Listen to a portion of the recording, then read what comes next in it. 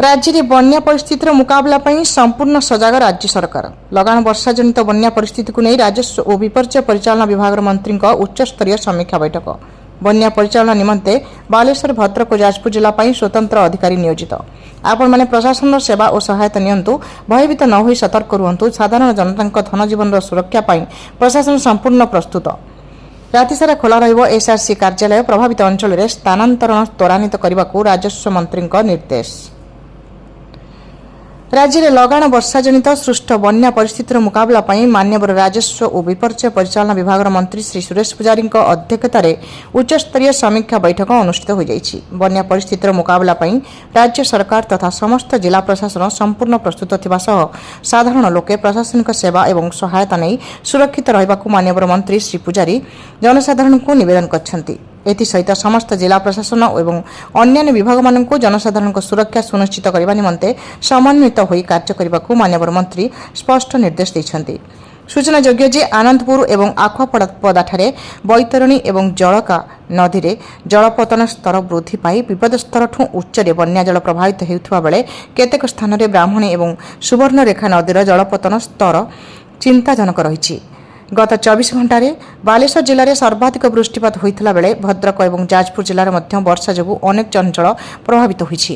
यही परिप्रेक्षी में आसंता 12 घंटा गुरुत्वपूर्ण थिबारु एही सब जिले में जलस्तर वृद्धि उपरे नजर रखिबा राति सारा एसआरसी कार्यालय खोला रखिबाकू माननीय मंत्री श्री पुजारी निर्देश देइछन्ति।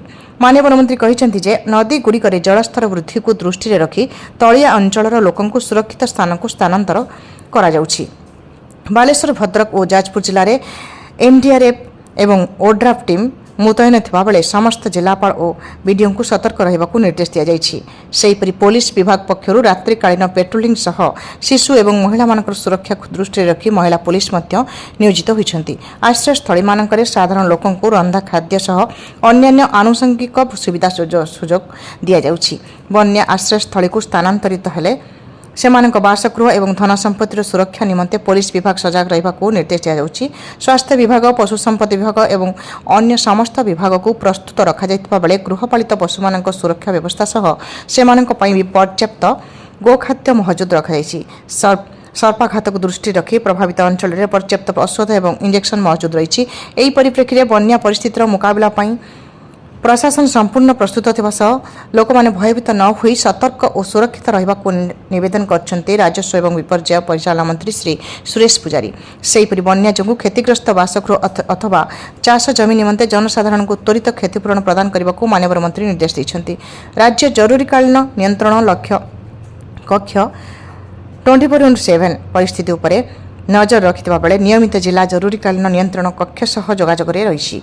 एसहित बन्या मुकाबला प्रस्तुति, स्थानांतरण, जनसाधारण सुरक्षा एवं सामग्रिक सुव्यवस्थित परिचालन सुनिश्चित करने निमंते 3 वरिष्ठ आईएएस अधिकारी को दायित्व दिया जाइछि। भद्रक जिला निमंते सुधांशु मोहन सामल, बालेश्वर जिला निमंते के सुदर्शन चक्रवर्ती एवं जाजपुर जिला निमंते पी अन्वेषा रेड्डी को स्वतंत्र भाव दायित्व दिया जाइछि।